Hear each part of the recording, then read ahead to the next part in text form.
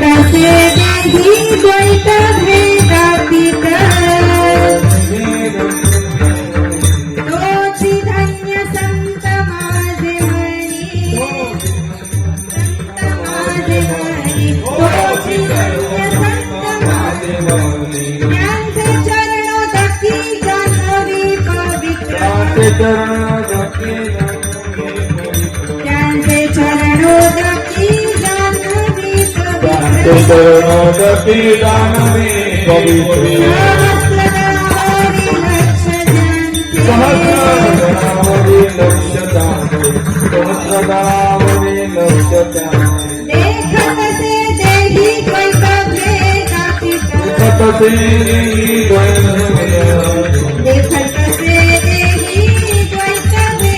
देखत से देही द्वैत भेदातीत तोची धन्य संत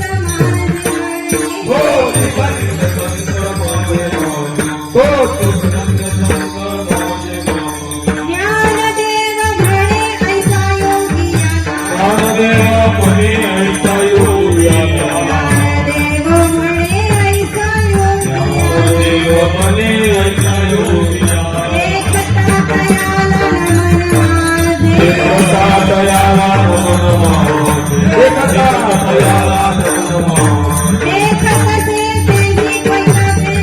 देखत से देही द्वैत भेदातीत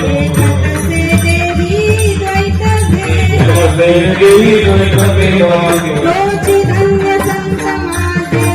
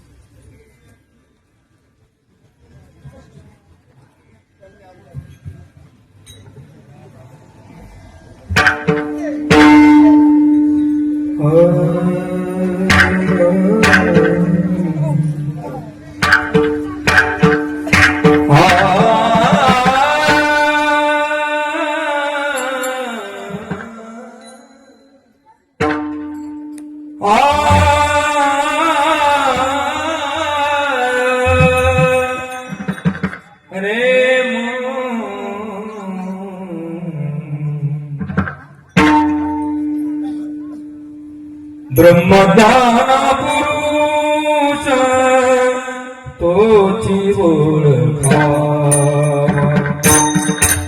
ब्रह्मज्ञान पुरुष तोची ओळखा ब्रह्मज्ञानी पुरुष तोची ओळखा ब्रह्मज्ञानी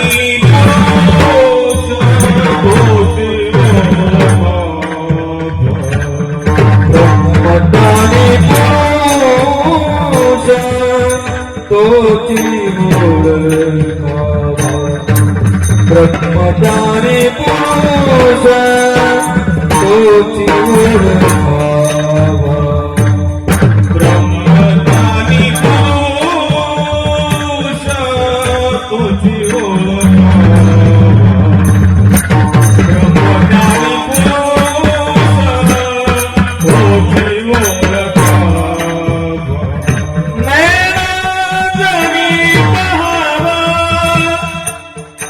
ब्रह्मठ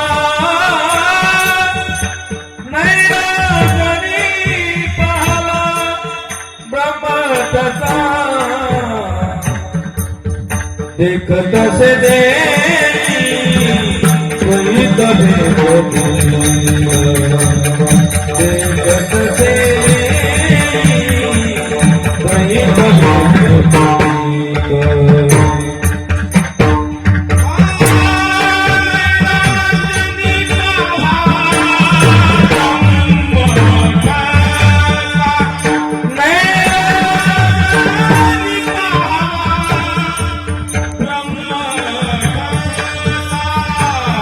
देखत से कोई तभी देखत से कोई तभी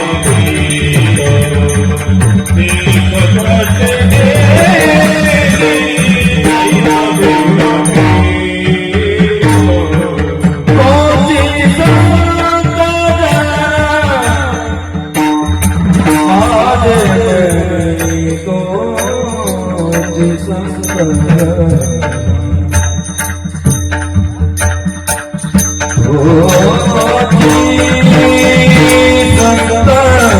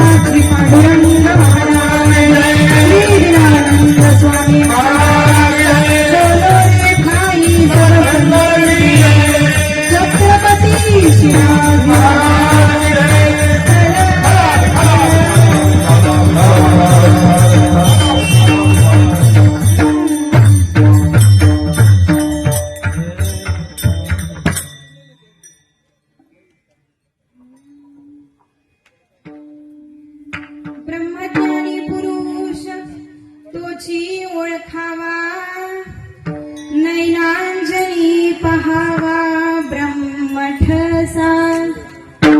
देखत से देही द्वैत भेदातीत, तोची धन्य संत माझे म्हणी. त्यांचे चरणोदकी जान्हवी पवित्र, त्यांचे चरणोदकी जान्हवी पवित्र. सहस्त्रदळावरी लक्ष ज्यांचे, देखत से देही द्वैत भेदातीत, तोची धन्य संत माझे म्हणी. ज्ञानदेव म्हणे ऐसा योगियाला, ज्ञानदेव म्हणे ऐसा योगियाला. देखता तयाला नमन माझे, देखत से देही द्वैत भेदातीत, तोची धन्य संत माझे म्हणी. गणाधीश जो ईश सर्व गुणांचा, मुळारंभ आरंभ तो निर्गुणाचा. नमो शारदा मूळ चत्वारी वाचा, गमो पंथ आनंद या राघवाचा. ब्रह्मानंदं परमसुखदं केवलं ज्ञानमूर्तिम्.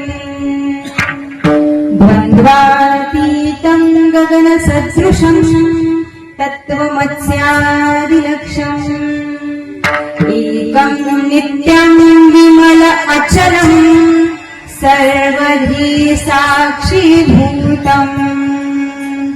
भावातीतं त्रिगुणरहितं सद्गुरुत्वं नमामि. सद्गुरुनाथ माझे आई मला ठाव द्यावा पाणी. सद्गुरुनाथ माझे आई मला ठाव द्यावा. सद्गुरुनाथ माझे आई मला ठाव द्यावा पाणी. सद्गुरुनाथ माझे आई मला ठाव द्यावा. मला ठाव द्यावा पाणी.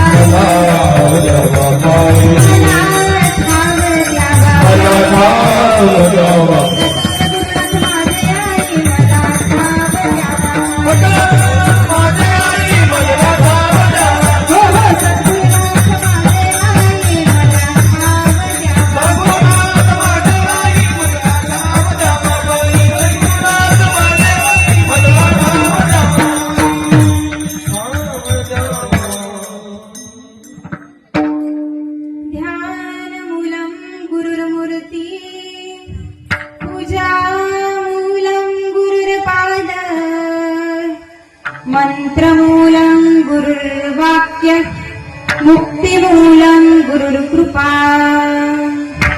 मूकं करोति वाचालं पङ्गुं लघयन्ते गिरिं यत्कृपातहं वन्दे परमानन्दमाधवम् गुरुर्ब्रह्मा गुरुर्विष्णु गुरुर्देवो महेश्वरा गुरुः साक्षात् परब्रह्म तस्मै श्री गुरुवे नमः।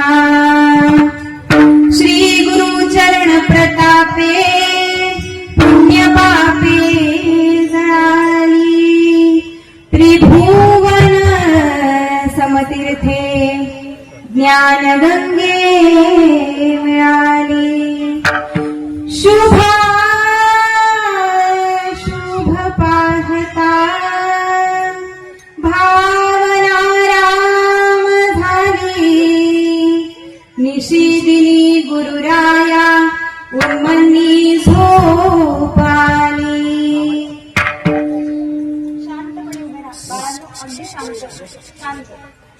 माझ्या सद्गुरूंचा आघात महिमा वर्णू कैसा मी दीन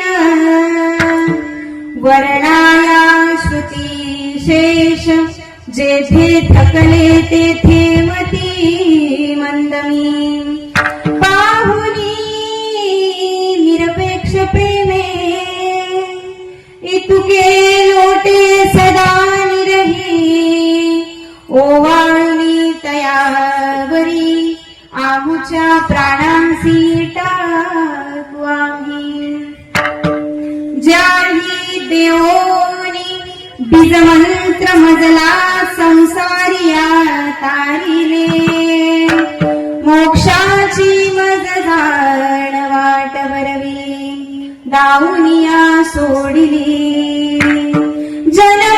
जन्माची सगळी मुळी खणोनिया दुरावली ती पहा ऐसा सद्गुरु राजनमे तसे आता सोलो बहा दयांचे केलिया स्मरण होय सकळ विद्यांचे अधिकरण तेची बंधू श्री चरण श्री गुरूंचे ते नमस्कारोनी आता पांडुरंगाचा रूप प्रथम पांडुरंगाचा रूप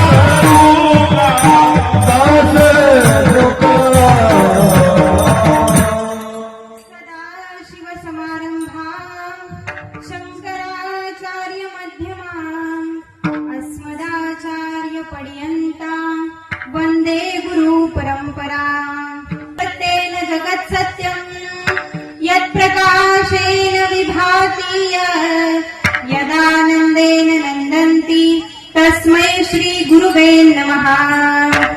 योऽन्तःप्रविश्य मावाचमिमां प्रसुप्ता सञ्जीवयत्य किल शक्तिधर स्वधाम्ना अन्यांशहस्तचरण श्रवणत्वगादीन् प्राणान् नमो भगवते पुरुषाय तुभ्यम्। महायोगपीठे तटे भीमरथम् वरं पुण्डरीकाय दातुर्मुनीन्द्रे समागत्य तिष्ठन्तमानन्दकन्दम् परब्रह्मलिंगम भजे पांडुरंगम. पंढरीच्या देवराया दंडवत तुझे पाया. पांडुरंगा करू प्रथम नमन, दुसरे चरण संतांशिया. जयाचा जगी जन्म नामात झाला, जयाने सदा वास नामात केला. जयाची वर्णिता थोर कीर्ती. नमस्कार माझा श्री सद्गुरु शंकर महाराज मूर्ती. माझी वाणी तुझे हरणी पूर्ण, माझी वाणी तुझे हरणी पूर्ण.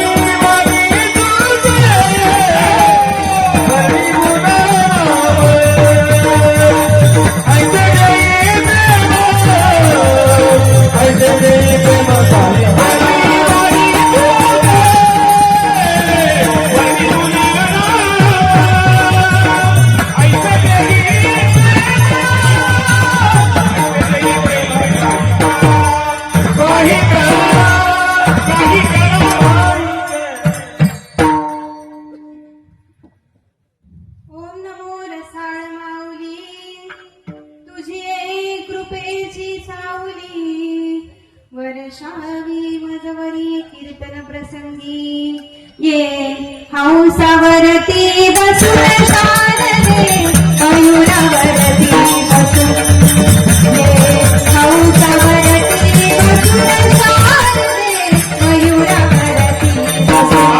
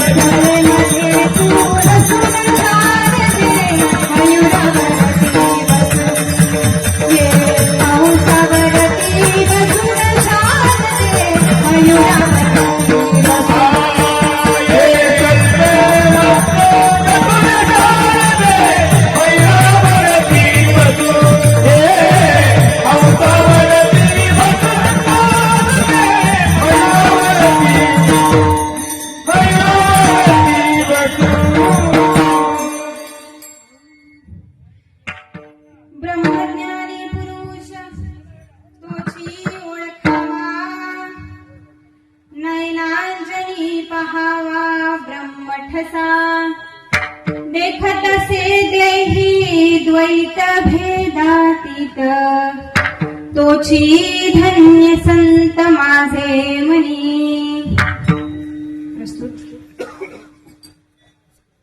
प्राप्त प्रसंगी हरिकीर्तन रूपी सेवेसाठी घेतलेला अभंग हा ज्यांच्याकडे अनुभवावर आधारलेलं अध्यात्म होतं, मांगल्याची साध घालणारी समाज सन्मुखता ज्यांच्याकडे होती, ज्यांनी वयाच्या अवघ्या 16व्याच वर्षी संपूर्ण जगाची आई व्हावं, संपूर्ण जगाची माऊली व्हावं, संपूर्ण जगाची माता व्हावं असं कर्तृत्व ज्यांच्या अंगी होतं, ते माऊली महावैष्णव संत श्रेष्ठ श्री ज्ञानेश्वर महाराज यांचा 4 चरणांचा अतिशय उत्कृष्ट असा संतांचं, महात्म्यांचं, समर्थ सद्गुरूंचं, महान पुरुषांचं, सत्पुरुषांचं, नवे नवे तर माऊली ज्ञानेश्वर महाराजांच्या गुरुरायांचं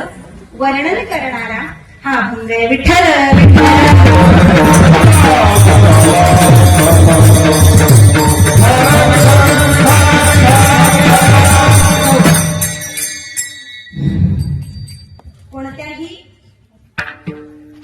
कोणत्याही कार्यक्रमाला सुरुवात करण्यापूर्वी त्या कार्यक्रमाचा थोडासा परिहार अर्थात अल्पशः काही मोजक्या शब्दामध्ये त्या कार्यक्रमाचा, सप्ताहाचा, उत्सवाचा परिचय करून देणं अत्यंत आवश्यक असतं. आणि या ठिकाणी या भव्यदिव्य अशा सोहळ्याचा, भव्यदिव्य अशा महोत्सवाचा किंवा भव्यदिव्य अशा उत्सवाचा जर परिहार द्यायचा झालाच तर श्री क्षेत्र सोनेवाडी या ठिकाणी अखंड हरिनाम सप्ताहाचं जे आयोजन आहे ते समस्त ग्रामस्थ मंडळ आणि हनुमान भजनी मंडळ सोनेवाडी यांच्या माध्यमातून या भव्यदिव्य अशा सोहळ्याचं आयोजन या ठिकाणी करण्यात आलेलं आहे. आणि त्याच निमित्ताने माझ्यासारख्या पामराच्या वाट्याला या ठिकाणी हरिकीर्तन रूपी सेवेची संधी, मला असं वाटतं आज ज्यांचं या ठिकाणी सौजन्य आहे तेच अन्नदाते देखील आहेत सप्ताहाचे, तर मी त्यांची नावं घेईन. अन्नदान करणारी वाडे असं त्यांचं नाव आहे. गोमासे, तळेगाव गट, आव्हाड आणि घुगे. खरं तर यांना मी या ठिकाणी धन्यवाद देईन, कारण की अतिशय पुण्याचं काम ते या ठिकाणी करतायत, अन्नदान करतायत आणि आजच्या कीर्तनरूपी सेवेचं सौजन्य सुद्धा त्यांच्याच माध्यमातून आहे, म्हणून मी त्यांना धन्यवाद देईन. तसेच या ठिकाणी माझे गुरुवर्य, आमच्या संपूर्ण फड परिवाराच्या गुरुस्थानी असलेले आमचे हरिभक्त पारायण रामभाऊ उगले महाराज ते या ठिकाणी उपस्थित आहेत, हे मी माझं परमभाग्य समजते. आणि मंडळी, त्याच निमित्ताने माझ्यासारख्या पामराच्या वाट्याला तुम्हा सर्व हरिभक्त, गुरुभक्त, टाळकरी, वारकरी, माळकरी यांचं दर्शन घेण्याचा योग मला लाभला, हे मी माझं परमभाग्य समजते. म्हणून या ठिकाणी उपस्थित असलेले तुम्ही सर्व, तुम्हा सगळ्यांच्या हृदयात विराजमान असणाऱ्या त्या हृदयस्थ भगवंताला अतिशय प्रेमपूर्वक आदराने वंदन करते आणि माझ्या सेवेकडे वळते. सेवेलागी सेवक झालो, सेवेलागी सेवक झालो, सेवेलागी सेवक झालो, सेवेलागी सेवक झालो. तुमच्या लागलो निज चरणा, तुमच्या लागलो निज चरणा, तुमच्या लागलो निज चरणा, तुमच्या लागलो निज चरणा, तुमच्या लागलो निज चरणा, तुमच्या लागलो. ओ सेवेलागी सेवक झालो, सेवेलागी सेवक झालो, तुमच्या लागलो निज चरणा,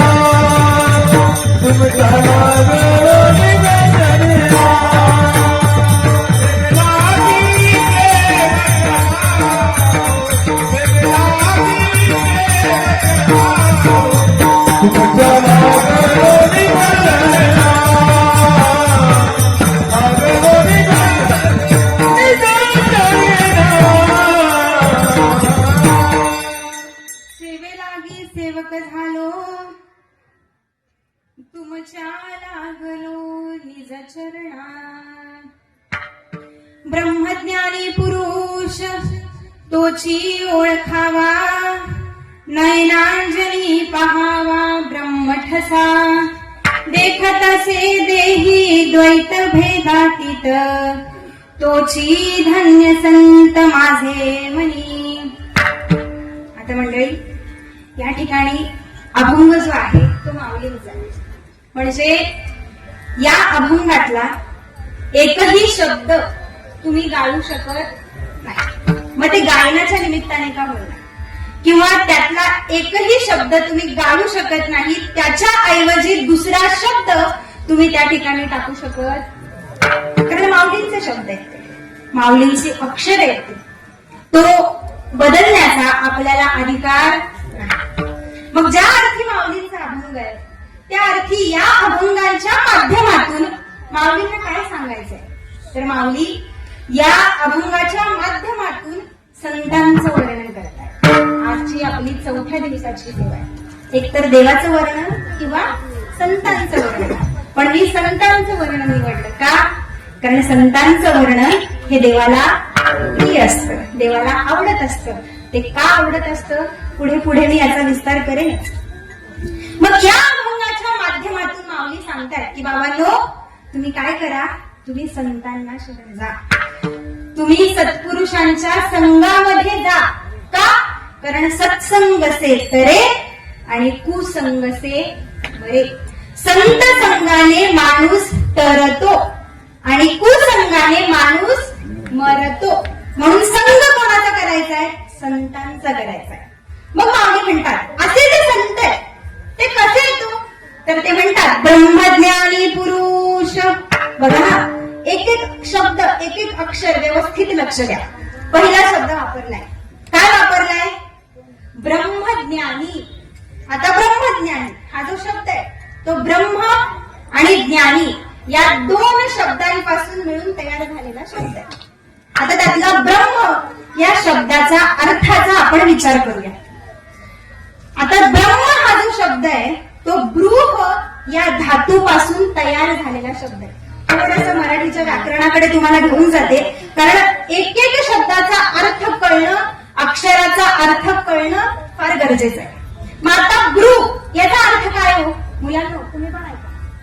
ब्रूचा अर्थ काय, तर वाढणे, मोठे होणे, जे सतत वाढत राहतं, जे सतत मोठं होत राहतं, ज्याला कुठल्याच पद्धतीचा कोणत्याही प्रकारचा अंत नाहीये, ते कोणत्याच मर्यादेमध्ये आपण बांधू शकत नाही, ज्याला कोणत्याच पद्धतीची मर्यादा आपल्याला लावता येत नाही, ते ब्रह्म. आता ब्रह्म शब्दाचा अर्थ कळला. आता ज्ञानी शब्दाकडे वळूया. आता ज्ञानी, ज्ञ या धातूपासून तयार झालेला शब्द. मग ज्ञाचा अर्थ काय, थोडासा मूळचा संस्कृत शब्द आहे, पण ज्ञाचा अर्थ आहे जो जाणतो, जो ज्ञानी आहे, ज्याला त्याचं नॉलेज आहे, तो ज्ञानी. मग ज्ञानी शब्दाचा अर्थ काय, ज्याने त्या ब्रह्माचा, त्या देवाचा, त्या भगवंताचा परिपूर्ण साक्षात्कार घेतलेला आहे, जो त्या भगवंताला जाणतो, जो त्या ब्रह्माला ओळखतो, त्या देवाचं ज्ञान ज्याला झालेलं आहे, असा तो ब्रह्मज्ञानी. मग आता पुढे शब्द वापरलाय पुरुष. आता पुरुष, आता हा जो शब्द आहे तो मूळचा पृह या धातूपासून तयार झालेला आहे. मग याचा अर्थ काय, तर आपलं हे जे शरीर आहे ना ते भरून टाकणं, आपलं हे जे शरीर आहे ते पूर्णत्वाला नेणं. मग याचा अर्थ असा आहे, ज्याने त्या ब्रह्माची प्राप्ती करून घेऊन, ज्याने त्या देवाची प्राप्ती करून घेऊन हे जे शरीर आहे ते पूर्णत्वाला नेलं, नव्हे तर त्या ब्रह्माची प्राप्ती झाल्यानंतर जणू काही त्या दोघांमध्ये कोणत्याच पद्धतीचं द्वैत उरलेलं नव्हतं. असा तो ब्रह्मज्ञानी पुरुष, असा तो ब्रह्मज्ञानी महात्मा. मग मंडळी, त्या ब्रह्मज्ञानी पुरुषाला, त्या ब्रह्मज्ञानी महात्म्याला आपण ओळखायचं कसं, तर त्याचं लक्षण सांगतायत बरं का. नयनांजली पहावा ब्रह्मठसा, त्याच्या डोळ्यामध्ये, त्याच्या नेत्रांमध्ये आपल्याला प्रत्यक्ष ब्रह्माचा ठसा दिसतो. कारण मी तुम्हाला सांगितलं ना, कोणत्याच पद्धतीचं द्वैत त्यांच्यामध्ये उरलेलं नसतं. पुढे लगेच प्रमाणे देखतसे देही द्वैत भेदातीत. काय म्हणतात ते या देहाला, या सगळ्यांना द्वैत अद्वैताच्या पलीकडे बघतात. मग याचा अर्थ काय? तर एकम एक, द्वितीय नास्ती. या संपूर्ण चराचरामध्ये, संपूर्ण ब्रह्मांडामध्ये एक ब्रह्मच भरून उरलेलं आहे. दुसरं तिसरं काहीही नाही. मग असं तो जाणतो तो ब्रह्मज्ञानी पुरुष. मग तो ब्रह्मज्ञानी पुरुष म्हणून देखतसे देही द्वैत भेदातीत. आणि म्हणून अशा संतांना तोची धन्य संत माझे म्हणी. अजून ते पुढे वर्णन करतात. ते संत कसे असतात हो? त्यांचे चरणोदकी जान्हवी पवित्र. किती सुंदर प्रमाणे बघा हा. त्यांचे चरणोदकी, जान्हवी म्हणजे काय हो? हा, गंगा. बरं, नदी, सरिता, जिला आपण गंगा देखील म्हणतो. त्यांच्या चरणामुळे नद्या सुद्धा पवित्र होतात. म्हणजे याचा अर्थ कळला का तुम्हाला? तुम्हाला तीर्थक्षेत्रांच्या वाऱ्या करायची गरज, इकडे तिकडे भटकंती करायची गरज. एक गुरु पकडा, खरा गुरु पकडा, खरा महात्मा पकडा, खऱ्या संतांना शरण जा, त्यांच्या चरणात जवळ पडून राहा. तुमच्या सगळ्या पापांचा नायनाट होईल, तुमची सगळी पाप जातील. पण आपला याच्यावरती विश्वासच नाहीये. आपण नुसते भटकतोय. देव कुठे, देव कुठे, संत कुठे.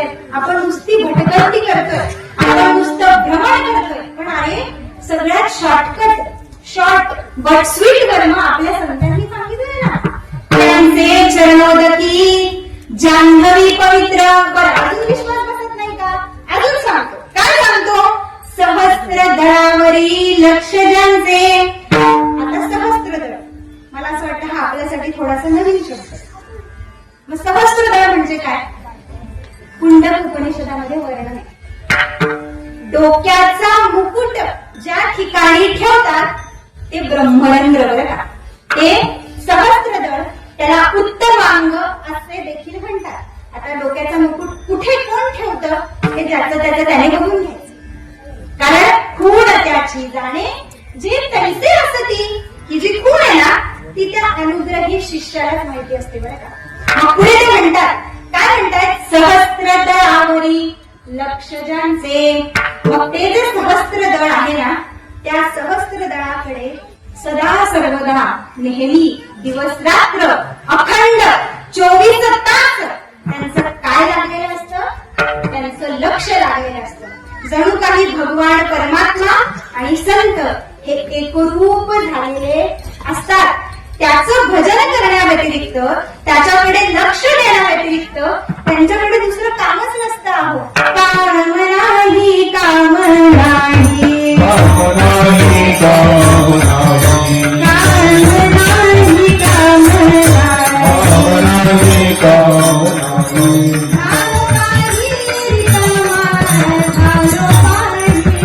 हो झालो पायी कामा, झालो पायी कामा, झालो पायी कामा, झालो पायी कामा.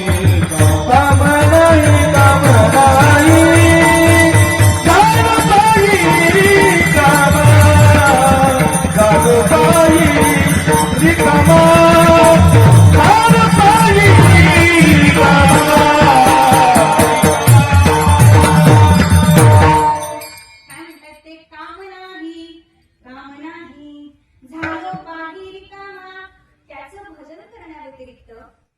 त्याचं चिंतन करण्याव्यतिरिक्त अहो त्यांच्याकडे दुसरं कामच नसतं. मग ते पुढे म्हणतात, मग असे जे कोणी संत महात्मे आहेत, समर्थ सद्गुरू आहेत, सत्पुरुष आहेत, ज्ञानदेव म्हणे ऐसा योगियाला देखता तयाला नमन माझे. असे जे संत महात्मे आहेत, असे जे सत्पुरुष आहेत त्यांना मी काय करतो, त्यांना धन्यवाद देतोय, त्यांना नमस्कार करतोय. त्यांना जितकी धन्यता द्यावी मंडळी तितकी कमीच आहे. कारण आहोत त्यांच्यामुळेच या जगात गुप्त असणारा परमात्मा आपल्या सगळ्यांच्या डोळ्यासमोर आला. आता बघा, आज आला अभंगाचा सरळ सरळ अर्थ, एक एक शब्दाचा, एक एक अक्षराचा अर्थ मी तुम्हाला सांगितला. तसे कीर्तनकार म्हणून अभंगाला नेमकं म्हणायचंय काय हे तुमच्या समोर मांडणं माझं कर्तव्य आहे. म्हणून एक एक अक्षराचा, एक एक शब्दाचा अर्थ मी तुम्हासमोर ठेवला. आता वास्तविक आपण जर बघितलं तो परमात्मा कसा आहे, गुप्त आहे असं आपण म्हणतो. पण मंडळी कसं आहे, तो परमात्मा प्रगटही आहे आणि गुप्तही आहे बरं का. माऊलीच्या आरतीमध्ये आपण म्हणतो, प्रगट होईना बोले विश्वब्रह्माची राम जनार्दनी, राम जनार्दनी कर्मसंगी ठेविले आरती ज्ञान राजा.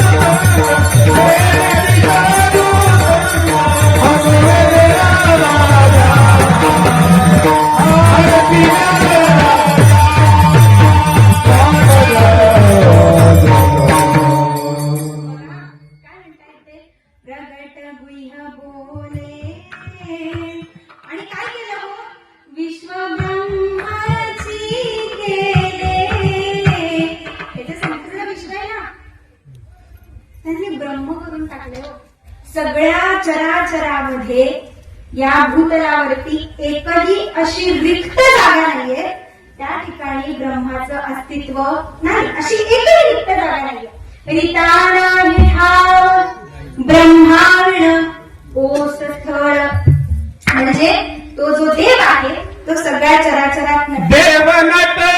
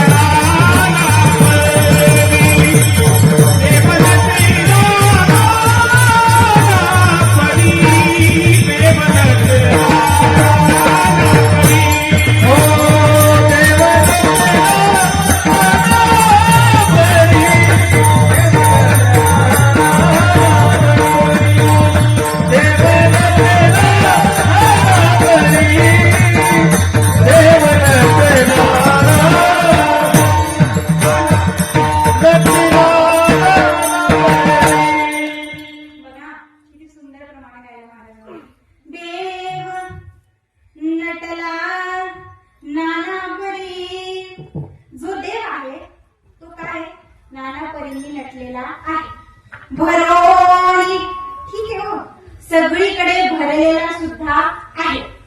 पण बघा, उरला चराचरी उरला हा शब्द या ठिकाणी फार महत्वाचा आहे.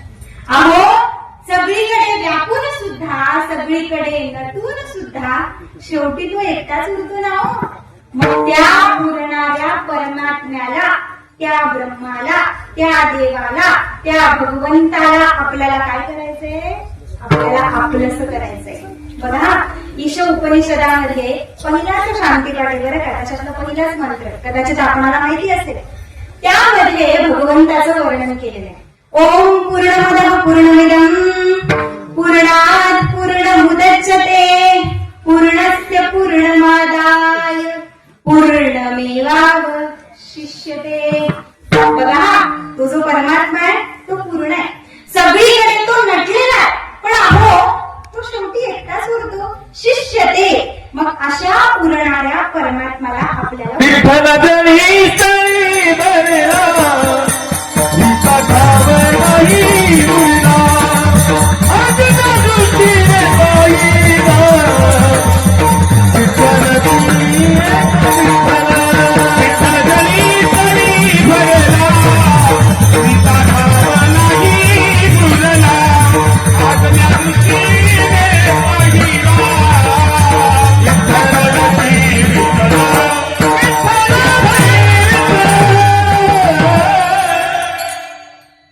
काय म्हणलं? विठ्ठल जळी स्थळी भरला, म्हणजे जळी स्थळी काष्टी पाषाणी सर्वत्र त्या देवाचं अस्तित्व आहे. पण मंडळी खरं सांगू का, भगवद्गीतेमध्ये भगवंतांनी वर्णन केलेले अर्जुना, अरे मी भूतकाळ भविष्यकाळ वर्तमान काळ सगळं काही जाणतो आहे, पण मला कोणी जाणत नाही. वेदाहं समतीतानि वर्तमानानि च अर्जुन माम उपेत्य तु कौन्तेय पुनर्जन्म न विद्यते. काय म्हणतात ते? या चराचरामध्ये मी भरलेलो आहे, पण माझी प्राप्ती माझं ज्ञान आज आता वयस कोणाला झालेलं नाही. सर्वसाधारण सर्वसामान्य जीवाला माझी ओळख व्हावी म्हणून मी कोणाला पाठवले? मी संतांना पाठवले. कारण बघा कसं आहे मंडळी, देव इथे, संत इथे आणि मनुष्य इथे. देवाला जाणण्याचं प्रमाण जर कोणतं असेल ना तर ते संत. आपल्याला ह्या मार्गानेच जायचं, आपल्याला ह्या मार्गाने जायचं, कारण आड मार्गाला गेल्याने फसगत कोणाची होणार आहे? फसगत आपलीच होणार आहे. म्हणून आडमार्गाला जायचं कारण नाही. एका श्वेताश्वर उपनिषदामध्ये ब्रह्म शब्दाची व्याख्या केलेली आहे. म्हणजे तो जो देव आहे तो नेमका आहे कसा? यतो वा इमानि भूतानि जायन्ते येन जातानि जीवन्ति यत् प्रयन्त्यभिः संविंशति तत् विजिज्ञासस्व तत् ब्रह्मोति. ते उदाहरण देतात बरं का, अतिशय सुंदर उदाहरण आहे, सगळ्यांना पटणारं उदाहरण आहे. आपण नळाखाली पाण्याची बादली भरायला लावतो की नाही? बरं, नळ चालू करतो, ती बादली भरते भरते भरते. जेव्हा ती बादली पूर्ण भरते तेव्हा त्या बादलीवरती बुडबुडे येतात का? हो की नाही? येतात. बरं, ते बुडबुडे मला सांगा, ते बुडबुडे कुठून उत्पन्न झाले? हा, पाण्यातून उत्पन्न झाले. ते बुडबुडे राहतात कुठे आणि शेवटी ते बुडबुडे निघून कुठे जातात? म्हणजे पाण्याचा बुडबुडा तो पाण्यामधून उत्पन्न झाला, तो पाण्यात राहिला आणि अहो शेवटी तो पाण्यातच विलीन झाला. मग अगदी त्याचप्रमाणे आपण सगळे जीवमात्र, भले ते स्वदेश, जारज, उद्दबीज, अंडज, चारही खाणींमधले जीव असू दे, आपण आलो कोणापासून? आपण राहतोय कोणामध्ये? आणि शेवटी आपल्याला जायचंय कुठे? जायचंय की नाही जायचंय? जायचंय की नाही? त्याच्यामध्ये विलीन व्हायचंय. मग अहो जर त्याच्यामध्ये विलीन व्हायचंय तर त्याची प्राप्ती करून घ्यावी लागेल. जयापासून सकळ महिमंडळ झाले, तो एक पंढरीचा राणा नये अनुमाना. ज्याच्यापासून हे संपूर्ण महिमंडळ झालं त्याची प्राप्ती आपल्याला होत. हे झालं देवाचं वर्णन. मग अशा देवाला शोधण्यासाठी, अशा देवाची प्राप्ती करण्यासाठी आपल्याला काय करावं लागेल? मार्ग दावनी दयानिधी संतते तेण्याची पंथे चालू जाता न पडे गुंता. जर त्यांच्या मार्गावर गेलो, त्यांच्या मार्गावर मार्गक्रमण केलं तर कुठे अडचणीत पडण्याचं कारण आहे का? म्हणजे याचा अर्थ एक गोष्ट तुम्हाला क्लिअर झाली की संतांशिवाय जगात देवदेव संताविना प्राप्ती नाही ऐसे वेद देती माई ऐसे वेद देती माई ऐसे वेद देती माई संताविना प्राप्ती नाही ऐसे वेद देती माई ऐसे वेद देती माई ऐसे वेद देती माई संताविना प्राप्ती नाही ऐसे वेद देती माई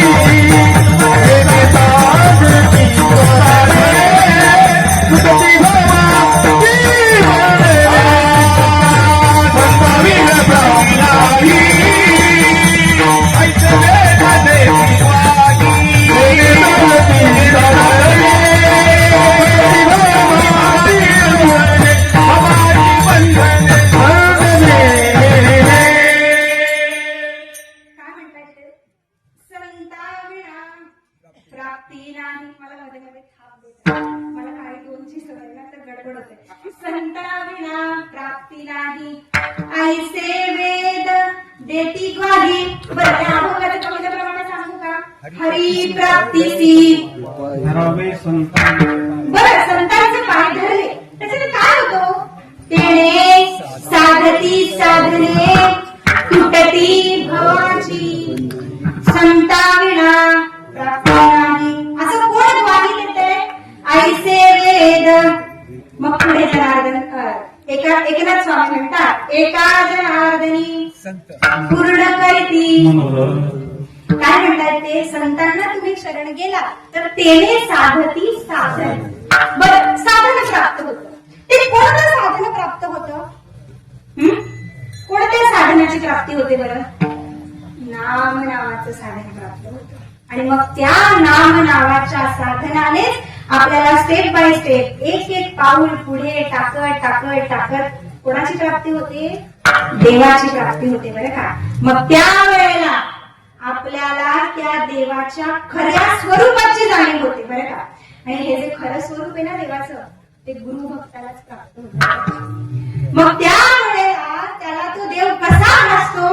तया दिसे रूप अंगुष्ठाप्रमाण अनुभवी पूर्ण जाणती हे. काय म्हणतात ते? ठीक आहे अंगुष्ठाप्रमाणे रूप दिसतंय पण कोणाला दिसतंय? अनुभवी पूर्ण जाणती हे. अनुभव अनुग्रह हा शब्द या ठिकाणी फार महत्वाचा आहे. त्या नाम नावाच्या साधनानेच आपल्याला काय होणार आहे? प्रचिती येणार आहे. आपल्याला अनुभव येणार आहे आणि मग त्या महान अशा पांडुरंग परमात्माची गाठभेट आपली होणार आहे बरं का. कारण तो जो परमात्मा आहे तो कसा होता? तो गुप्त होता. आता बघा असं म्हणतात की जमिनीच्या आतमध्ये जे धन असतं, जो पायाळू व्यक्ती आहे त्या पायाळू व्यक्तीच्या डोळ्यात जर आपण अंजन घातलं तर त्याला ते जमिनी खालचं धन दिसतं. बरोबर? दिसेना आजे गुप्त धन तयास करणे लागे अंजन. घाबरू नका. मी प्रत्येक बोलण्याला प्रमाण देणार आणि मगच पुढे जाणार. वायफळ बडबड करणार नाही. तयास करणे लागे अंजन. मग अगदी त्याच पद्धतीने तैसा गुप्त परमात्मा कोणाच्या संगतीने शोधावा? सज्जना संगतीने शोधावा. काय म्हणतात ते? मग अशा गुप्त परमात्म्याला संत संगतीने ओळखायचं कारण ते ब्रह्मज्ञानी आहेत. हो की नाही? मग बरं पुढे ते म्हणतात मग अगदी त्याच पद्धतीने तो जो गुप्त परमात्मा आहे तो संतांमुळे कळला. संतांमुळे त्याची ओळख झाली. पायाच्या गुणे पडले ठाऊके जगा पुंडलिका दाखवणे. तुका म्हणे तेथे होतो मी दुबळा आली या कपाळा थोडे बघू. या पायाच्या माध्यमातून संतांच्या माध्यमातून देवाची प्राप्ती करून घ्यायची. कारण संतांनी अनंत रूपे अनंत वेशे देखिले मी त्याची. प्रत्येक संताला त्या देवाचा अनुभव आलेला आहे. मग प्रत्येक संताने त्या देवाच्या अनुभवाचं वर्णन केलेलं आहे. कोणाला तो कसा भासला, कोणी त्याचं बालरूपाचं वर्णन केलं. मग संत म्हणतात पाहिला पाहिला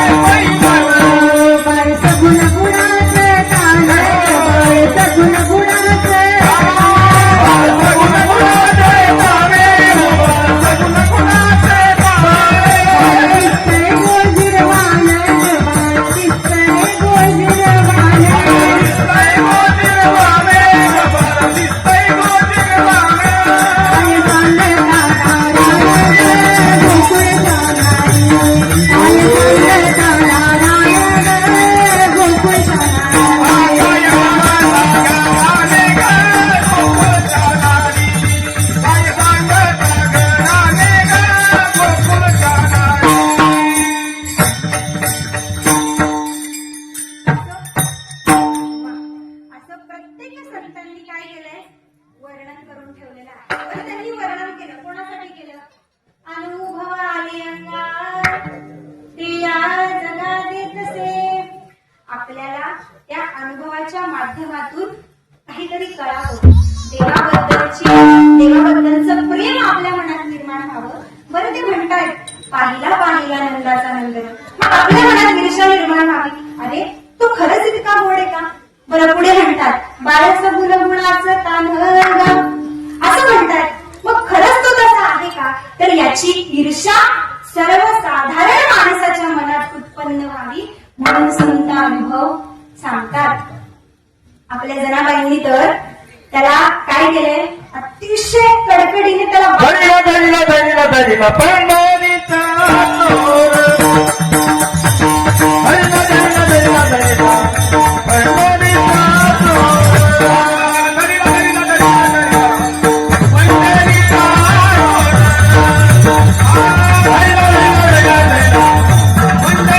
धरिला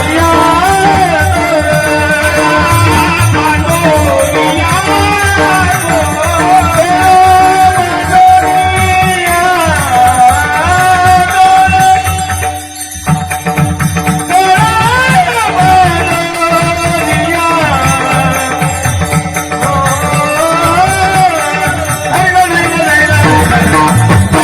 पंढरीचा चोर. धरिला धरिला धरिला पंढरीचा चोर. धरिला पंढरीचा चोर. धरिला पंढरीचा चोर. काय म्हटलं त्याला? चोर म्हटलंय. बघा काय शब्द वापरलाय? चोर. आपली हिंमत होईल? हिंमत कोणी करूही नाही, ती जनाबाईच करू नये. पुढे म्हणतात धरिला पंढरीचा चोर गळा बांधून या गोर. धरिला पंढरीचा चोर गळा बांधून या गोर.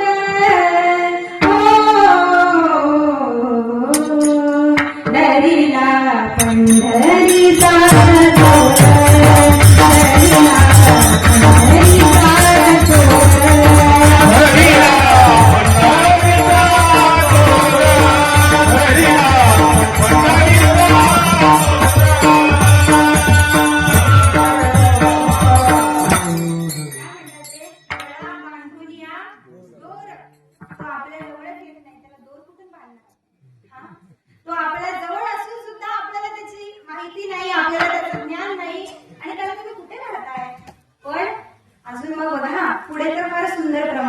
हृदय बंदी काय केला?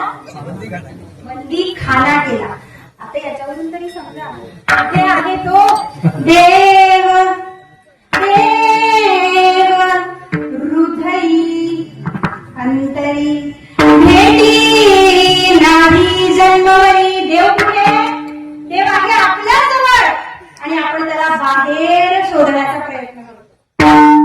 याच्यावरती एक उदाहरण सांगते. सगळ्यांना पचेल, रुचेल, कळेल अशा भाषेमध्ये. आता सगळ्यांना हरिण माहितीये का?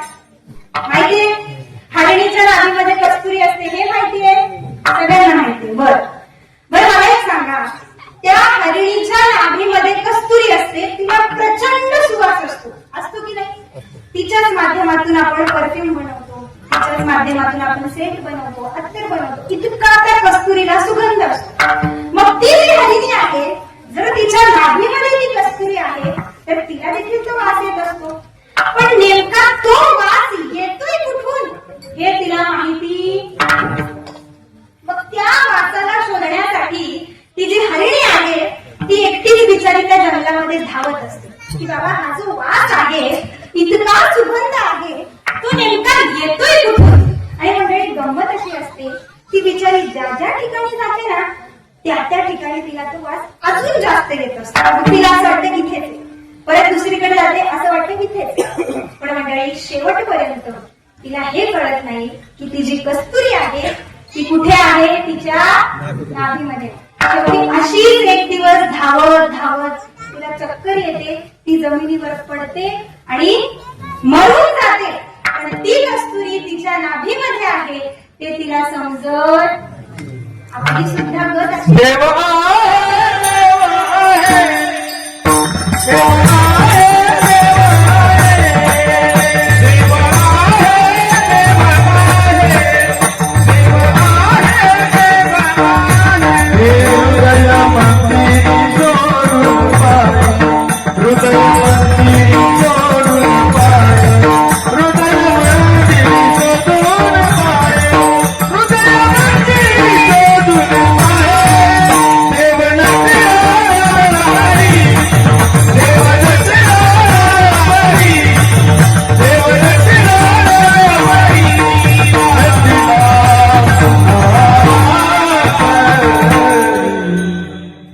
देव आहे, देव आहे, आहे, आहे, पण हृदय मंदिरी शोधून पाहे. देव नटला नाना परी, भरोनी उरला चराचरी. मग असा तो जो देव आहे ना मंडळी, तो आपल्या जवळच येऊ, पण आपल्याला त्याचं ज्ञान नाही. सगळं आपल्या समोर उघड असून सुद्धा आपण त्याच्याकडे बघत नाही. वास्तविक आपल्या संतांनी सगळ्या गोष्टी सोप्या करून सांगितल्या आहेत. तुका म्हणे सोपे आहे सर्वाहुनी, पण शहाणा तो धनी.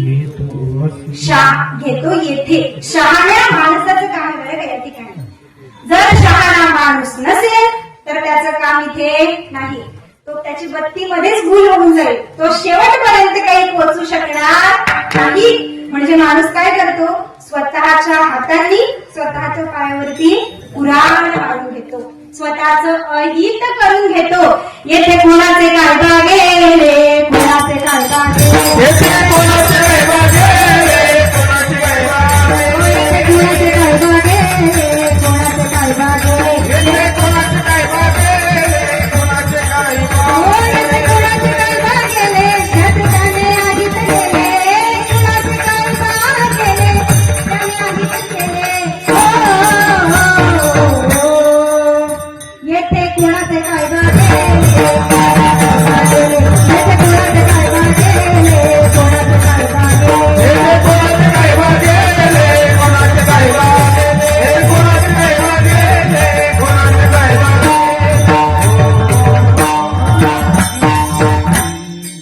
येथे कुणाचे काय गेले, कोणाचं काय केलंय, पण ज्याचे त्याने अहित केले. हिताचा मार्ग हा आहे आणि अहिताचा मार्ग हा आहे. पण माणूस ह्या मार्गाने न जाता ह्या मार्गाने जातोय. मनाच्या मार्गाचा अवलंब जर तुम्ही केला, मनोमार्गे गेला तो तेथेची मुकला. म्हणून मनाच्या मार्गाचा अवलंब करायचा नाहीये. हा, पण तुमचं जे मन आहे ते या ठिकाणी जर स्थिर झालं, त्या ब्रह्मावरती जर स्थिर झालं ना, हा, मग तुम्ही त्याचा विचार करा. कारण तुमच्या चराचरामध्ये, तुमच्या रोमरोमामध्ये त्या भगवंताचंच वास्तव्य असणार. अणु रेणू चक्रपाणी गुण झाली दासी जणी. तुमच्या अणु आणि रेणूमध्ये तुम्हाला त्या भगवंताचं अस्तित्व जाणवेल. म्हणून मनाला आदेश द्या, मना सज्जना, त्याच वेळेला तरी श्रीहरी पाविजे तो स्वभावे. म्हणून तो देव म्हणतोय तुम्हाला माझी प्राप्ती करून घ्यायची आहे ना, एक करा, गुरुचरणी ठेविता भाव, गुरुचरणी ठेविता भाव, गुरुचरणी ठेविता भाव, गुरुचरणी ठेविता भाव. गुरुचरणी ठेविता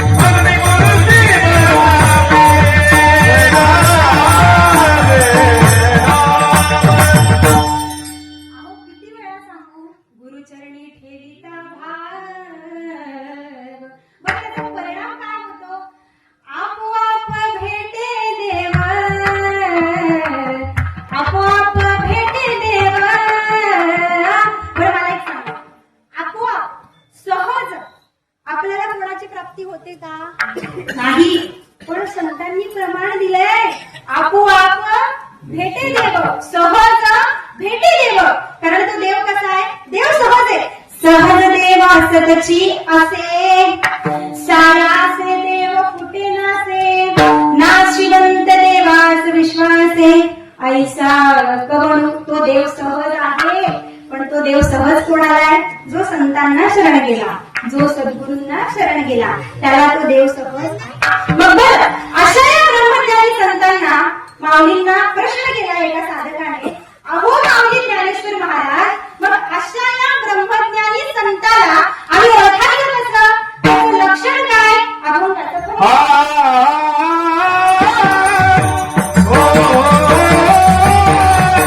ब्रह्मज्ञानी पुरुष तोची ओळखावा.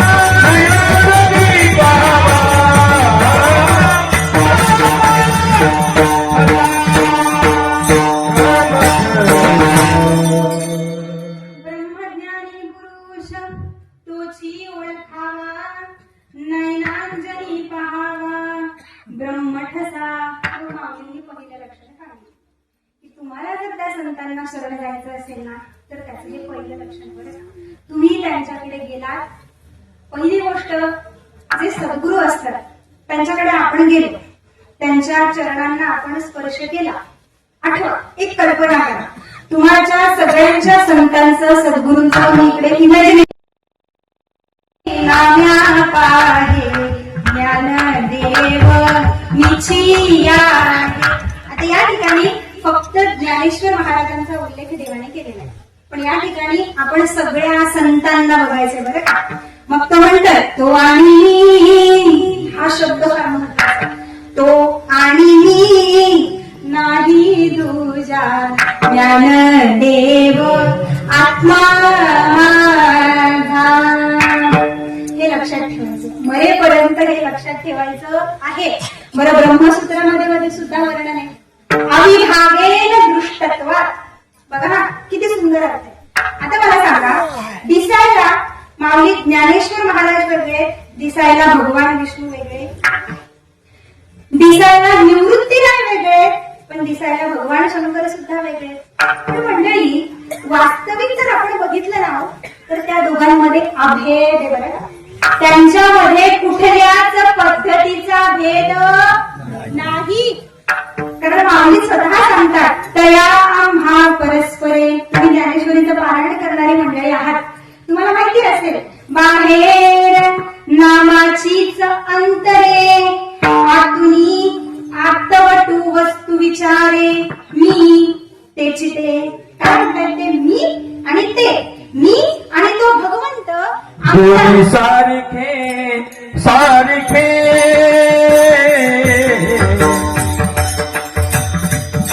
त्रिशूळावरी काशीपुरी त्रिशूळावरी काशीपुरी हो चक्रावरी पंढरी दोन्ही बालिके लागे विश्वनाथ खरगे दोन्ही बालिके लागे विश्वनाथ विठ्ठल विठ्ठल काय म्हणतायत ते दोन्ही सारखे सारखे अहो दोन्ही समान आहेत. पण आता तुम्ही अतिशय हुशार मंडळी आहात. तुमच्या मनामध्ये प्रश्न निर्माण झाला असेल जर देव आणि संत एकच आहेत तर तो जो देव आहे तो संत रूपाने या पृथ्वी तलावरती या भूतलावरती अवताराला येतो. त्याचे कारण काय? कारण काय? उद्धरया जरा जीवा उद्धरया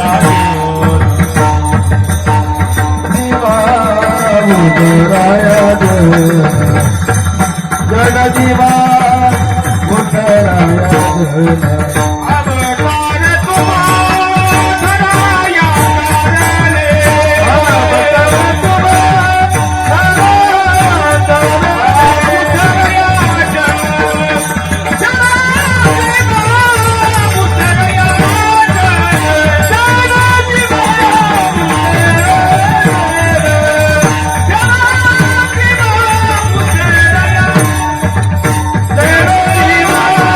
तुम्हारा करले अवतार अवतार तुम्हा धराया कारण उद्धराया जन किंवा उडते हे जन न विखरे डोळा येतसे कळवळा म्हणून या.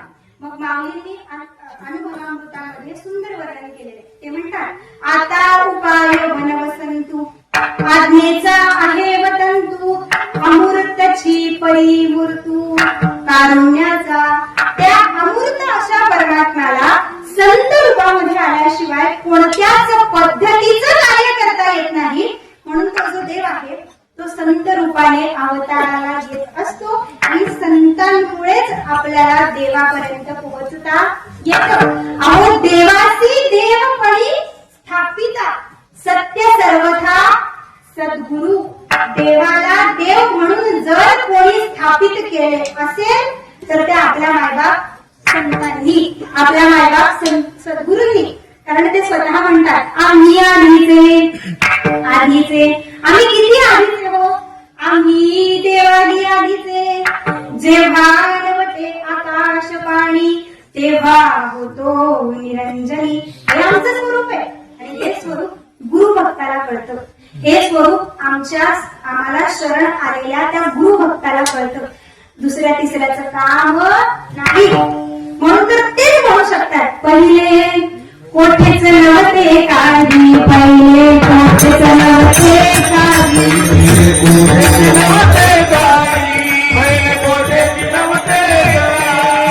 सूर्य तारा नाही चंद्र सूर्य तारा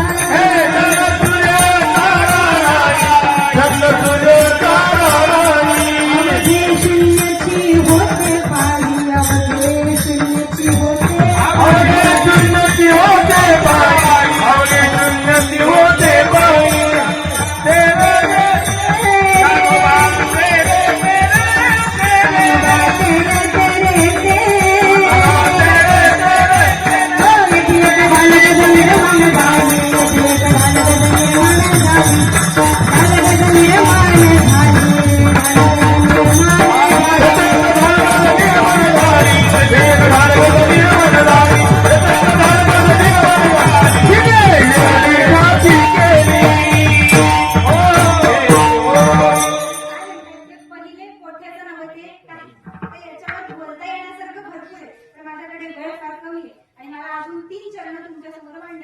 पहिले कोठेच नव्हते चंद्र सूर्य तारे अवघे किती होते काही 10, 100, 1000 अवघे शून्याची होते काही कानोबा तेरे तेरे. मग तिथे एक ढालगज निर्माण झाली आणि तिने एवढी ख्याती केली बरं का. आणि तिच्या ख्यातीमुळे आपल्याला देव आणि संत वेगळे वाटतात. तिच्या ख्यातीमुळे माणूस माणसाचा जीव घेतो. तिच्या ख्यातीमुळे घरात भांडणं होतात. मग ती कोण आहे? ती माया आहे. बरं, हा जो अभंग आहे, हे जे भारुड आहे, याचा अर्थ जर करून घ्यायचा असेल तर नाथ महाराज शेवटच्या चरणामध्ये सांगतात की तुम्हाला सद्गुरूंना शरण गेल्याशिवाय या अभंगाचा अर्थ कळणार. मला सांगायचं काय, पहिले कोठेच नव्हते काही आणि पुढे तिथे एक ढालगज निर्माण झाली. इथून ते इथपर्यंत याचा अर्थ कोणाला माहितीये? संतांना माहितीये. म्हणजे संत आणि देव हे वेगवेगळे नाहीये. ऐसा ज्याचा अनुभव विश्वदेव सत्यत्वे देवतया जवळी असे पापनासे दरुशने काम क्रोधा नाही चाली भूती झाली समता. महत्वाचं प्रमाण हे तुका म्हणे भेदा भेद गेला वाद. भेदही गेला आणि अभेदही गेला म्हणून द्वैतही जात आणि अद्वैतही जात. आता बघा, द्वैत, आता हे लक्षपूर्वक आहे, थोडस महत्वाचं प्रकरण आहे. द्वैत आणि अद्वैत या सापेक्ष संकल्पना आहे. आणि सापेक्षतेमध्ये जे येतं ना मंडळी, त्याला मिथ्या मांडणं, म्हणजे त्याला असत्य मांडलंय, त्याला खोटं मांडलेलं आहे. एक उदाहरण देते. एक मनुष्य होता, तो सूर्याकडे गेला आणि सूर्याला तो म्हणाला, सूर्य देवता तुम्ही रोज उदयाला येता, तुमच्या या प्रखर प्रकाशाने संपूर्ण जग प्रकाशित होतं. पण अहो, माझ्या घराच्या एका कोपऱ्यामध्ये, एका खोलीत उजेडच येत नाही. नेहमी अंधारच असतो, नेहमी अंधकार असतो. त्यामुळे तुम्ही माझ्यासोबत चला आणि माझ्या घरातला तो अंधकार दूर करा, तो घालवा. सूर्यदेवता म्हणाली, मी तुझ्यासोबत येतो, पण आधी तुझी अडचण काय आहे ती तरी मला सांग. काळं काळं म्हणजे काय ते मला सांग. आता याने सांगितलं, काळं काळं म्हणजे उजेड नसतो, ती अवस्था, बरोबर की नाही? ज्या ठिकाणी प्रकाश नसतो, ज्या ठिकाणी उजेड नसतो, ती अवस्था म्हणजे काळं, ते म्हणजे अंधकार. आता सूर्याने लगेच दुसरा प्रश्न विचारला, उजेड म्हणजे काय? आता मंडळी मला सांगा, ज्याला काळोख माहिती नाही त्याला उजेड माहिती असण्याचं काही कारण कळलं का तुम्हाला? नक्की कळलं? माऊली प्रमाण देतात, पूर्व दिशेच्या रावळी उदया येताची सूर्य दिवाळी येर दिशा तियेची काळी काळी नाहीच. एकदा सूर्य उगवला की त्याला कोणती दिशा काळी आहे आणि कोणती दिशा उजेडाची आहे हे त्याला काय माहिती असतं. मग अगदी त्याचप्रमाणे या ठिकाणी द्वैतही जात आणि अद्वैतही जात.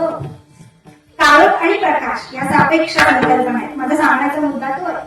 आणि सापेक्षतेमध्ये जे येतं त्याला मिथ्या मानले गेले. म्हणून आमचे सद्गुरू आहेत. आमचे सद्गुरू कसे? द्वैत अद्वैताचे पैल श्री सद्गुरू स्वानंद सागरू अनिर्वाच्य. समोर कोणी श्रोताही नाही आणि बोलणारा वक्ताही नाही. वक्ताही मीच आणि श्रोताही मीच असे आपले संत असतात. द्वैत अद्वैताच्या पलीकडे गेलेले असतात. म्हणून त्या ठिकाणी भेदही नसतो, त्या ठिकाणी अभेदही नसतो. मग अशा संतांचं दुसरं लक्षण अभंगाचं दुसरं देखत से दे द्वैत भेदातीत देखत से दे द्वैत भेदातीत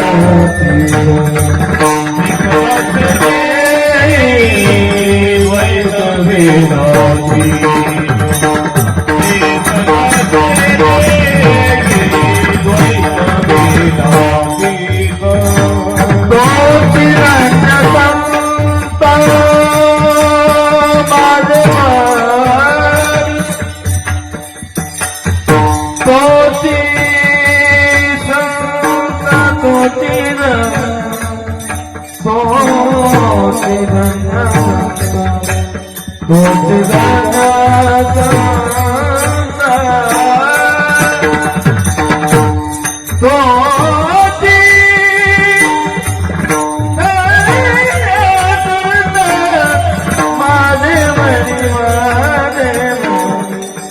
देखत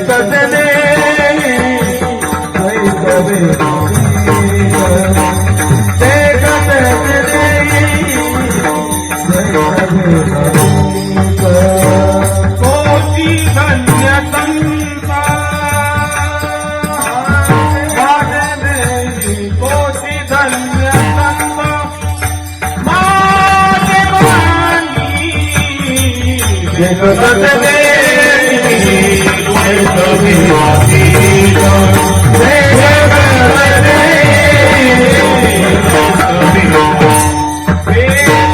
जगत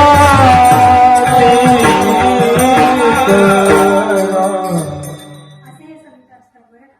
आणि अशा या सिद्ध महापुरुषांचा संग प्राप्त होणं, त्यांचा संग लाभणं ही फार दुर्दैवी गोष्ट आहे बरं का. आपल्याला माहिती असेल, चंद्रामृत सुखे सेववेल, असता जाता रवी धरवील, बाह्य हेळा सागर तरेल, परी त्या साधूची भेटी न होय. अहो, एक वेळ आपल्याला चंद्रामृत प्राप्त होईल. जो पांगळा मनुष्य आहे ना, तो समुद्र वाहून जाईल. मावळतीला जाणारा सूर्य सुद्धा आपल्याला आपल्या हातामध्ये धरता येईल. पण त्या खऱ्या साधूची, खऱ्या संतांची भेट होणं फार अवघड आहे. म्हणून एकदा तुम्हाला असे संत भेटले, साक्षात्कारी महात्मा, साक्षात्कारी सद्गुरू जर तुम्हाला भेटला तर त्याला सोडू नका.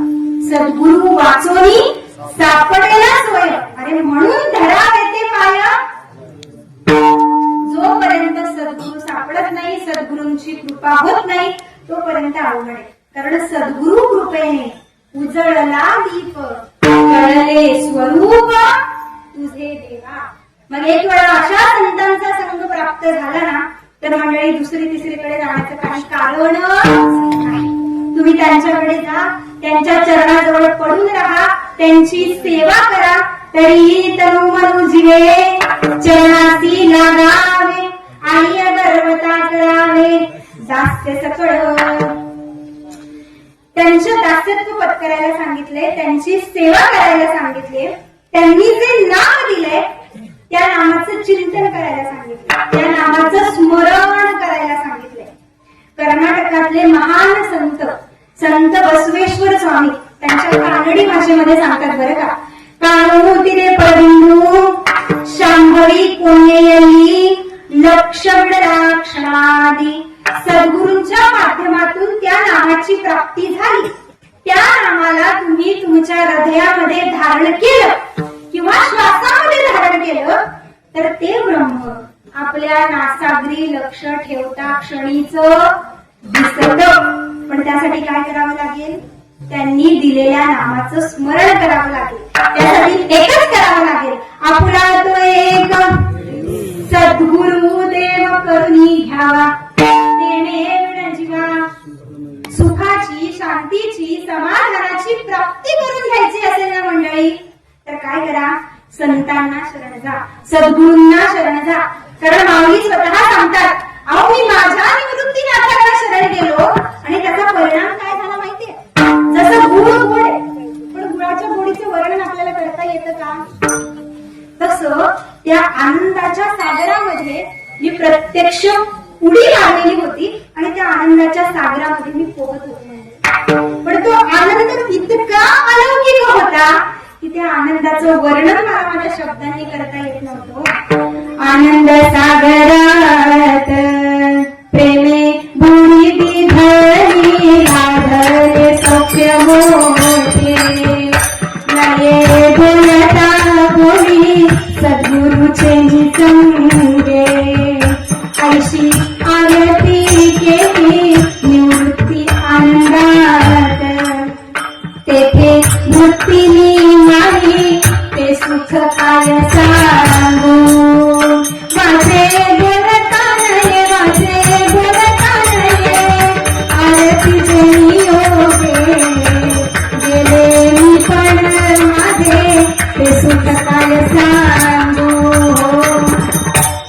काय म्हणतात ते? वाचे बोलता नाही. अहो मंडळी, वाचेने वर्णन करता येत नाही.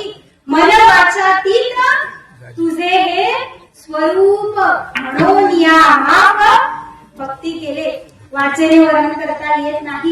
इतक्या अलौकिक अशा आनंदाची प्राप्ती कोणाला झाली? माऊलींना झाली.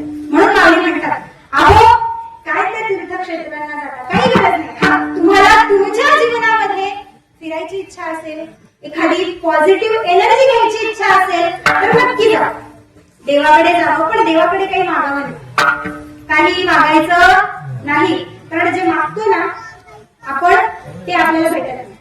आणि जर भेटले नाही तर तीच लोक नास्तिक बनतात आणि इतर लोकांना सुद्धा नास्तिक बनवतात की अरे देव ईश्वर वगैरे असं काहीही नसतं. कारण त्याचा तिकडून काही प्रतिसाद, काही रिस्पॉन्स येत नाही. आता मंडळी मला एक गोष्ट सांगा, मला असं वाटतं आपल्या भारताची जी लोकसंख्या आहे ती 143 बिलियन आहे, बरोबर. मग त्या भारताच्या लोकसंख्येमध्ये जर प्रत्येक मनुष्य देवाकडे काही ना काहीतरी मागत असेल तर आपला नंबर यायला वेळ लागेलच ना, लागेल की नाही. प्रॅक्टिकल विचार करा. अध्यात्म करताय ना तुम्ही, परमार्थ करताय ना, मग प्रॅक्टिकल होणं फार गरजेचं आहे. म्हणून प्रॅक्टिकल विचार करायचा. देवाला मागितलं ना मग देवाचं तसं नामस्मरण पण केलं पाहिजे की नाही. तेव्हा तर आपल्याला न मागितलेलं सुद्धा मिळतं. मग अपेक्षित रे आपुले तेही सांगती पुसिले, जेणे अंतःकरण बोधले संकल्पाने. मग अशा देवाला शरण जाण्यासाठी संतांना शरण जाणं फार गरजेचं आहे. मग असे संत अजून कसे असतात, भागवतकारांनी एका श्लोकामध्ये वर्णन केलं. नयम्यानी तीर्थानी न देवा मृच्छिला मया, ते पुनंत्युरुकालेन दर्शना देव साधव.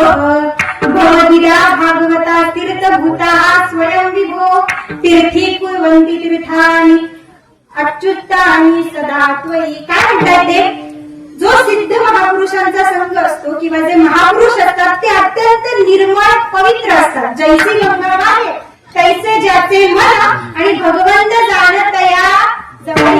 नित्यपाठाच्या 12 अभंगांमध्ये वर्णन केले. जर तुम्हाला वेळ मिळाला तर जरूर तुकाराम महाराजांचा नित्यपाठ वाचा. फार मार्मिक अभंग आहे, 12च अभंग आहे, पण अतिशय मार्मिक आहे. तुम्हाला लगेच सगळ्या प्रश्नांची उत्तरं सापडतील. पण प्रश्न पडले असतील तर बरं, जर प्रश्न पडले नसतील तर उत्तरं सापडणार. मग ते म्हणतात की अशा सिद्ध महापुरुष ते जे असतात ते अत्यंत पवित्र असतात, निर्मळ असतात. आता मला एक सांगा, तुम्ही काशीला जाता, थोडं धावतं घेते, काशीला जाता, काय जाता, काशीमध्ये स्नान करता, आपल्याला काय वाटतं, आपल्या सगळ्या पापांचा नाश. पण म्हणजे खरं सांगू का, तिकडे जाण्याची सुद्धा गरज. कारण अशा सगळ्या कारणांनी जीवाला पवित्र शुद्ध व्हायला फार वेळ लागतो. पण जर जीव हा मनुष्य सद्गुरूंना शरण गेला तर ते लगेच इन्स्टंट तत्काळ पवित्र करतात. अभंगाचं 3रं चरण. चरणाधिक जानवी पवित्र, चरणाधिक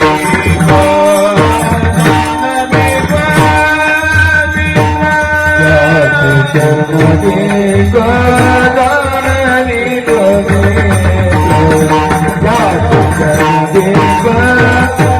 जानवी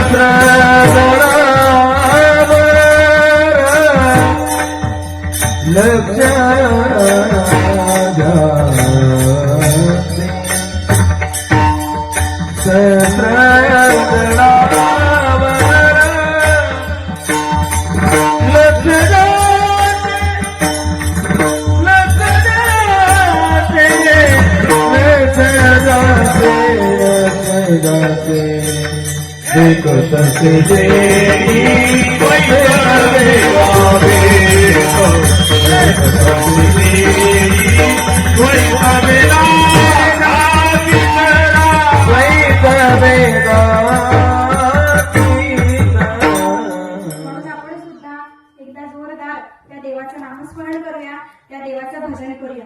विठोबा रखुमाई.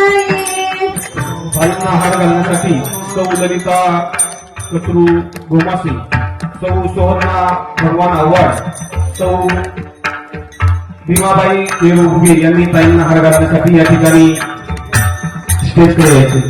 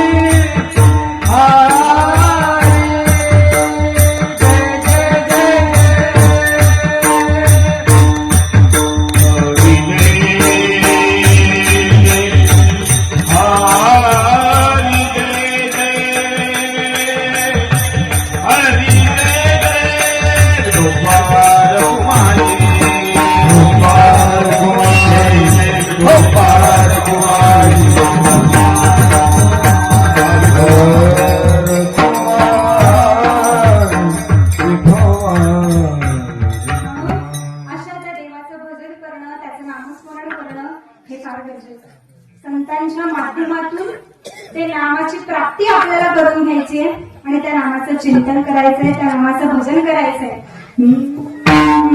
अहम वाध्य सोहम वाध्या प्रेम नगरवारी.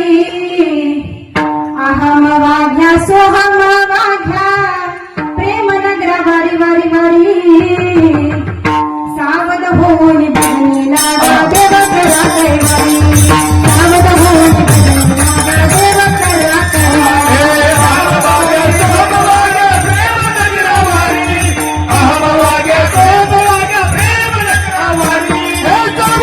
भजनी लागा देव करा कैवारी. आषाढीची वारी माझ्या कार्तिकीची वारी. आषाढीची वारी माझ्या कार्तिकीची वारी. सावध होऊन भजनी लागा देव करा कैवारी. सावध होऊन भजनी लागा देव करा कैवारी. आषाढीची वारी माझ्या कार्तिकीची वारी. सावध होऊनी भजनी लागा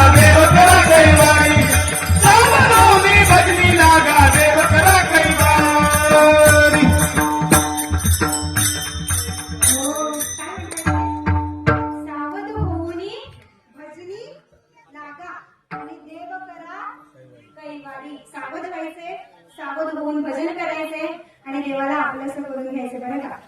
कारण कसं आहे, जर देवाला आपलंसं करून नाही घेतलं तर या 84 लक्ष योनीमध्ये आपल्याला काय करावं लागतं, परत परत जन्माला यावं लागतं. ब्रह्मभुवनात लोकः पुनरावर्तिनः अर्जुन मां उपेत्य तू कौंतेय पुनर्जन्म न विद्यते. पण देव म्हणतोय, अर्जुना, ज्याने माझी प्राप्ती करून घेतली ना त्याला परत परत या जन्म मृत्यूच्या चक्रामध्ये, या जन्म मृत्यूच्या फेऱ्यामध्ये सारखं सारखं यावं लागत नाही. पुनरपि जननम पुनरपि मरणम पुनरपि जननी जठरी शयनम. या चक्रामध्ये फिरावं लागत नाही. हे जे संसाराचं जात आहे ना, या जातामध्ये आपल्याला फिरावं लागत नाही. यावर आधारित जनाबाईंची एक ओळी आहे. माझी इच्छा अशी होते, कारण महिला वर्ग भरपूर प्रमाणात आहे आणि त्या ओळीचा अर्थ सुद्धा मला सांगायला आवडेल. 5 मिनिटं फक्त, नंतर मी जनाबाईंनी फार सुंदर वर्णन केले. ती म्हणते, सुंदर माझे जाते ग फिरते बहुतेके. सुंदर माझे जाते ग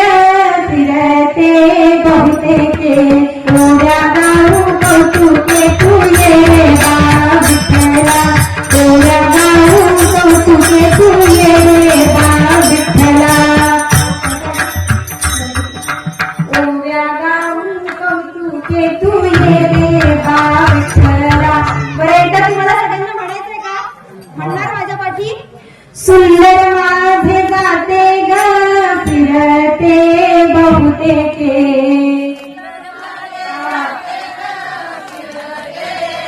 परत एकदा सुंदर माझे जाते ग फिरते बहुतेके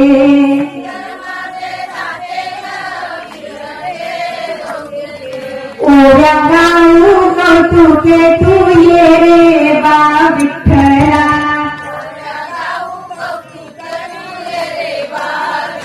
अरे वा वा वा. एकदा जोरदार टाळ्या होऊन जावं मला माझ्यासाठी. बरं आता ओवी म्हटली, ओवीचा अर्थ कळला? कळला का? काय म्हणते जनाबाई? सुंदर माझे जाते ग फिरते बहुतेके. आता हे जाते म्हणते का जनाबाई? हे जाते म्हणते का? आता माझ्याकडे लक्ष द्या बरं का. सुंदर माझे जाते ग फिरते बहुतेके. हे जे देहरूपी जाते ते काय करते? 84 लक्ष योनीमध्ये गर गर गर गर गर गर फिरतय हो. मग हे जात म्हणतंय देवाला ओव्या गाऊ कौतुके तू ये रे बा विठ्ठला तू ये रे बा विठ्ठला तू ये रे बा विठ्ठला ओव्या गाऊ कौतुके तू ये रे बा विठ्ठला ओव्या गाऊ कौतुके तू ये रे बा विठ्ठला. मग जसं मंडळी आता विचार करा, जात्यावरती दळण दळीत असताना एवढ्या मार्मिक ओव्या ही जनाबाईच करू जाणे बरं का. मग आता कळलं जात्याचा अर्थ, जातं कुठे फिरतंय हे कळलं. मग आता ह्या जात्याला परत परत तसं फिरवायचंय का? आता जन्म मिळालाय ना, शेवटची पायी घेता मनुष्य जन्म आणि चुकल्या वर्म चुकू द्यायचं नाहीये. आपल्याला कोणाला शरण जायचंय? संतांना शरण जायचंय, सद्गुरूंना शरण जायचंय. कारण त्यांना शरण गेल्यावरच हे जे खरं वर्म आहे ना ते आपल्याला कळेल, अन्यथा कळणार नाही. म्हणून अशा संतांना ज्ञानेश्वर महाराज म्हणतात अभंगाचा शेवटचा ज्ञानदेव म्हणे ऐसा योगी आला ज्ञानदेव म्हणे ऐसा योगी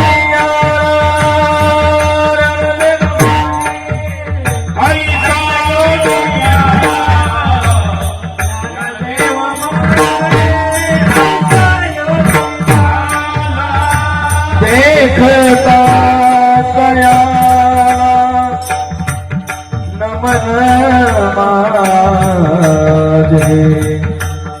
नमन माजे देखता कया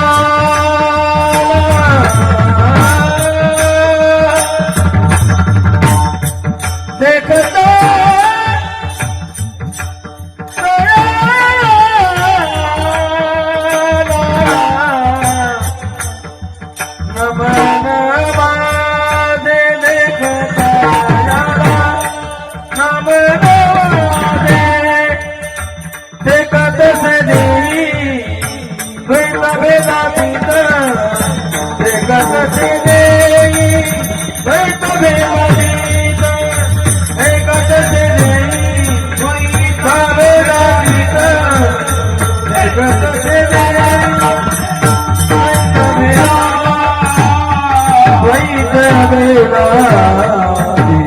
ब्रह्मज्ञानी पुरुष तोची ओळखावा नयनांजनी पहावा ब्रह्मठसा देखतसे देही द्वैत भेदातीत तोची धन्य संत माझे मनी त्यांचे चरणोदकी जान्हवी पवित्र सहस्रदयावरी लक्ष जाणते देखतसे देही द्वैत भेदातीत तोची धन्य संत माझे म्हणी ज्ञानदेव म्हणे ऐसा योगी आला देखता तयाला नमन माझे देखतसे देही द्वैत भेदातीत तोची धन्य संत माझे म्हणी.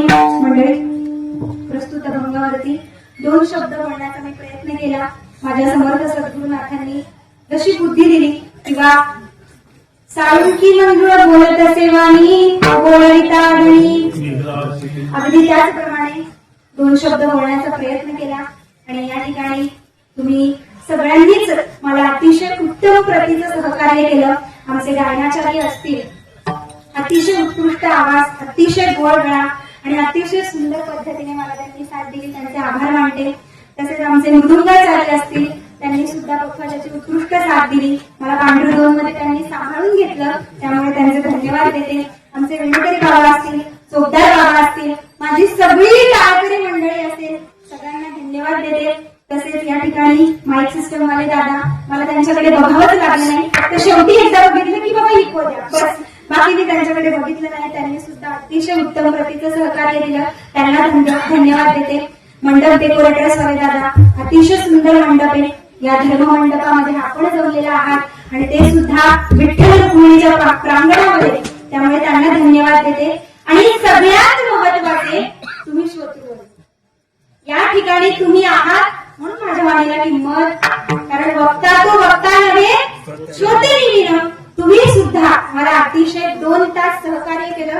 आणि मला असं वाटतं तुमचं 15 मिनिटं मी एक्स्ट्रा घेतली, त्याबद्दल तुमची माफी मागते. आणि या ठिकाणी परत एकदा आज ज्यांचं सौजन्य आहे, आमचे गोमासे, तळेगाव गट, आव्हाड आणि घुगे, यांना सगळ्यांना मी परत एकदा धन्यवाद देते. कारण अशा ठिकाणी ती मंडळी दान करतायत, दातृत्ववान मंडळी ती आहेत. आजचं सौजन्य देखील त्यांच्याकडे आहे, म्हणून मी त्यांना परत एकदा धन्यवाद देते. अजून कोणाचे धन्यवाद राहिले असतील तर क्षमस्व. आणि या ठिकाणी झालेली सेवा माझ्या समर्थ सद्गुरुनाथांच्या चरणी आणि पांडुरंग परमात्माच्या रुक्मिणी आईच्या चरणी अर्पण करते आणि माझ्या सेवेला पूर्ण विराम देते. ज्ञानेश्वर